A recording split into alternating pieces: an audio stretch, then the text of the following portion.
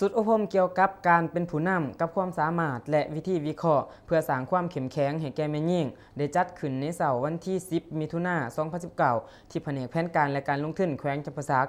โดยแมนคณะกรรมาการเพื่อความก้าวหน้าของแม่หญิงแม่และเด็กกระทรวงแผนการและการลงทุนร่วมกับแผนกแผนการและการลงทุนแขวงจำปาสักจัดขึ้นโดยให้เกียรติเขาร่วมเปิดพิธีของทานภัทรกรศรีหาวงศ์ห้องหัวหน้าแผนกแผนการและการลงทุนแขวงจำปาสัก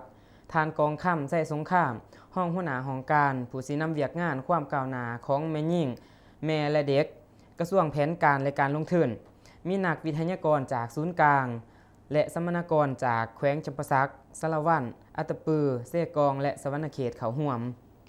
ในการอบรมครั้งนี้แม่นเพื่อยกระดับความรู้ความสามารถด้านทักษะทัศนะการเป็นผู้นำให้แก่พนักงานลักแรงคุ้มครองวิชาการของแผนกแผนการและการลงทุนในหาแขวงภาคใต้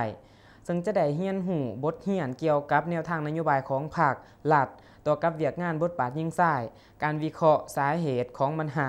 และเอกสารสำคัญจำนวนหนึ่งที่นำมาเสนอเพื่อยกสูงเวียกงานบทบาทยิ่งซ้ายเพื่อการพัฒนาแม่หญิงและแม่เด็กคงเขตแผนกแผนการและการลงทุนในหาแขวง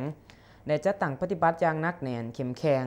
ซึ่งการอบรมนอกจากจะได้เผยแพร่เอกสารนิติกรรมต่างๆเกี่ยวกับความก้าวหน้าของแม่หญิงแม่และเด็กแล้วบรรดาสัมมนากรยังได้พร้อมกันค้นคว้าประกอบคำคิดคำเห็นเพื่อเฮ็ดให้การอบรมดำเนินด้วยผลสำเร็จและการอบรมแม่นดำเนินเป็นเวลา2 วันจึงสำเร็จลง